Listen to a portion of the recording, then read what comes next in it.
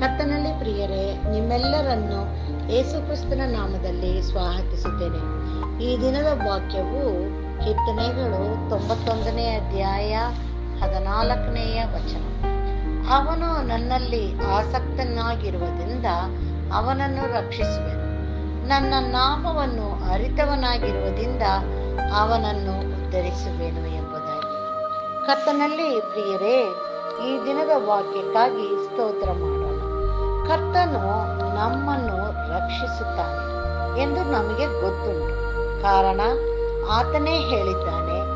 ನಾವು ಆತನಲ್ಲಿ ಆಸಕ್ತರಾಗಿರುವುದರಿಂದ ಪ್ರಿಯರೇ, ನಾವು ಯಾವಾಗಲೂ ಆತನಲ್ಲಿ ಆಸಕ್ತರಾಗಿರಬೇಕು ಮತ್ತು ಆತನ ನಾಮವನ್ನು ಅರಿತವರಾಗಿರುವುದರಿಂದ ಅವನನ್ನು ಉದ್ಧರಿಸುವೆನು ಎಂದು ಕೂಡ ಆತನು ಹೇಳಿದ್ದಾನೆ. ನಾವು ಆತನ ನಾಮವನ್ನು ಅರಿತಿರಬೇಕು. ಆತನು ಹೇಳುತ್ತಾನೆ, ನನ್ನಲ್ಲಿ ಆಸಕ್ತರಾಗಿದ್ದು ನನ್ನ ನಾಮವನ್ನು ಅರಿತವರಾಗಿ ಇದ್ದರೆ ನಾವು ಆತನಲ್ಲಿ ಮೊರೆ ಹೋಗಿ ಅಪ್ಪ ತಂದೆಯೇ ಎಂದು ಕೂಗುವಾಗ ಆತನು ನಮಗೆ ಸದುತ್ತರವನ್ನು ದಯಪಾಲಿಸಿ ಆಪತ್ತಿನಲ್ಲಿ ನಾನೇ ಆತನೊಂದಿಗಿದ್ದು ಅವನನ್ನು ತಪ್ಪಿಸಿ ಘನಪಡಿಸುವನೇ ಎಂದು ಹೇಳುತ್ತಾನೆ. ಪ್ರಿಯರೇ, ನಾವು ಏನು ಮಾಡಬೇಕು? ನಮ್ಮ ಆತ್ಮ ಪ್ರಾಣ ಶರೀರವನ್ನು ಆತನಿಗೆ ಒಪ್ಪಿಸಿ ಆತನಲ್ಲಿಯೇ ಆಸಕ್ತರಾಗಿರಬೇಕು.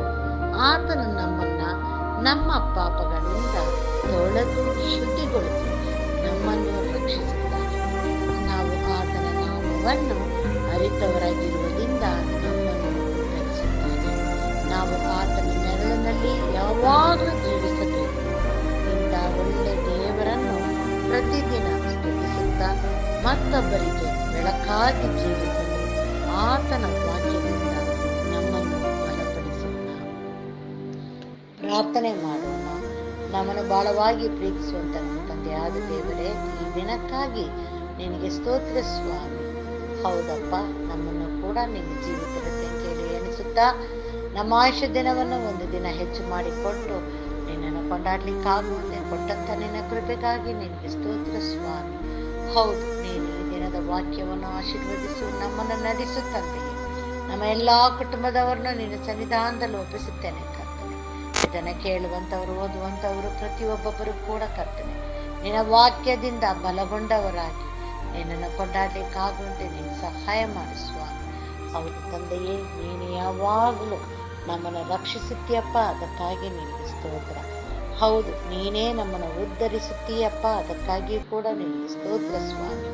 ನೀನೇ ನಮಗೆ ಯಜಮಾನನು, ಕುರುಬನು, ನಾಯಕನೂ ಆಗಿದ್ದು ನಮ್ಮನ್ನು ನಡೆಸುತ್ತಾ ನಮ್ಮೆಲ್ಲರನ್ನು ಆಶೀರ್ವದಿಸು ಎಂಬುದಾಗಿ ನಮ್ಮ ರಕ್ಷಕನ ಒಡೆಯನೂ ಆಗಿರುವಂತ ಯೇಸು ಕ್ರಿಸ್ತನ ಮುಖಾಂತರದಲ್ಲಿ ಬೇಡಿದ್ದನ್ನು ಹೊಂದಿದ್ದೇವೆ ತಂದೆಯೇ, ಆಮೇಲೆ. ದೇವರು ಈ ವಾಕ್ಯಗಳನ್ನು ಮತ್ತು ನಮ್ಮೆಲ್ಲರನ್ನು ಆಶೀರ್ವದಿಸಲಿ.